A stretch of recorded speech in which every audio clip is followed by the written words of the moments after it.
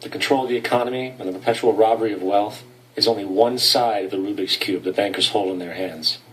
The next tool for profit and control is war. Since the inception of the Federal Reserve in 1913, a number of large and small wars have commenced. The three most pronounced were World War I, World War II, and Vietnam. World War I. In 1914, European wars broke out centered around England and Germany. The American public wanted nothing to do with the war. In turn, President Woodrow Wilson publicly declared neutrality.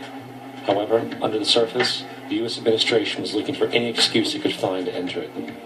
In a noted observation by Secretary of State William Jennings, the large banking interests were deeply interested in the World War because of the wide opportunities for large profits. It's important to understand that the most lucrative thing that can happen for the international bankers is war, for it forces the country to borrow even more money from the Federal Reserve Bank at interest.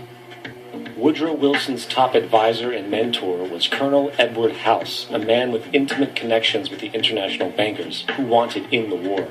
In a documented conversation between Colonel House, Wilson's advisor, and Sir Edward Grey, the Foreign Secretary of England, regarding how to get America into the war, Grey inquired, "What will Americans do if Germans sink an ocean liner with American passengers on board?" House responded, "I believe that a flame of indignation would sweep the United States, and that by itself would be sufficient to carry us into war." So, on May 7, 1915, on essentially the suggestion of Sir Edward Grey, a ship called the Lusitania was deliberately sent into German-controlled waters, where German military vessels were known to be. And, as expected, German U-boats torpedoed the ship, exploding stored ammunition, killing 1,200 people.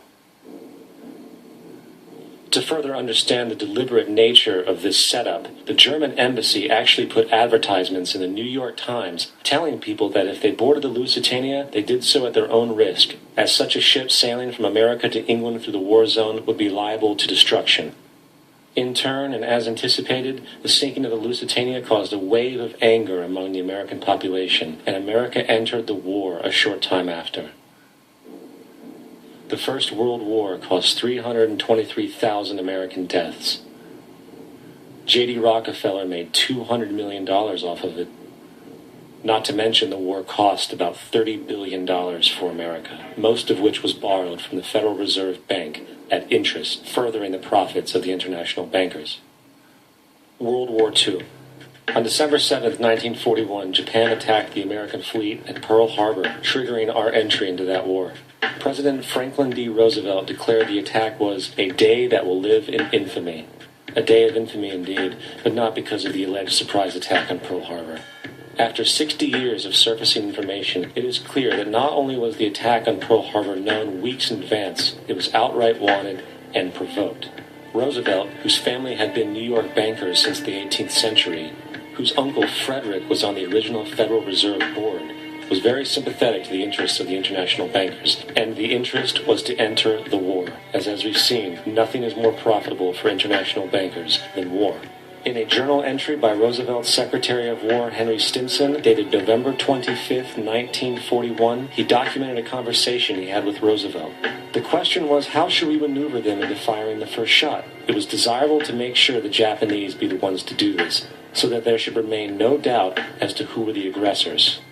In the months leading up to the attack on Pearl Harbor, Roosevelt had done almost everything in his power to anger the Japanese, showing a posture of aggression. He halted all of Japan's imports of American petroleum. He froze all the Japanese assets in the United States. He made public loans to nationalist China and supplied military aid to the British, both enemies of Japan in the war, which, by the way, is completely in violation of international war rules.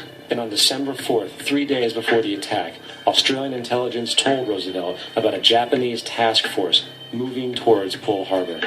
Roosevelt ignored it. So, as hoped and allowed, on December 7, 1941, Japan attacked Pearl Harbor, killing 2,400 soldiers.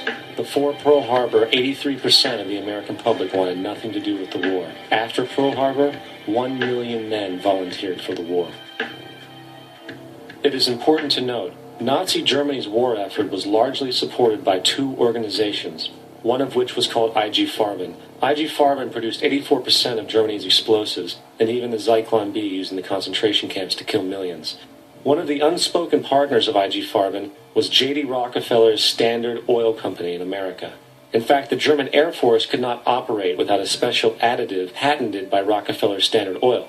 The drastic bombing of London by Nazi Germany, for example, was made possible by a $20 million sale of fuel to IG Farben by the Rockefeller Standard Oil Company. This is just one small point on the topic of how American business funded both sides of World War II.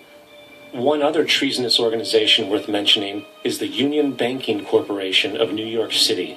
Not only did it finance numerous aspects of Hitler's rise to power, along with actual materials during the war, it was also a Nazi money laundering bank, which was eventually exposed for having millions of dollars of Nazi money in its vaults. The Union Banking Corporation of New York was eventually seized for violations of the Trading with the Enemy Act.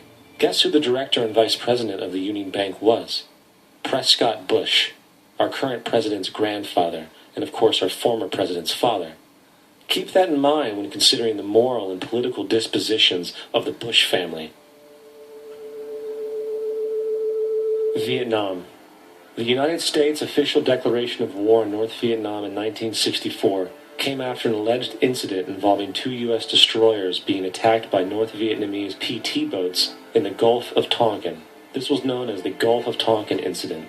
This single situation was the catalytic pretext for massive troop deployment and full-fledged warfare.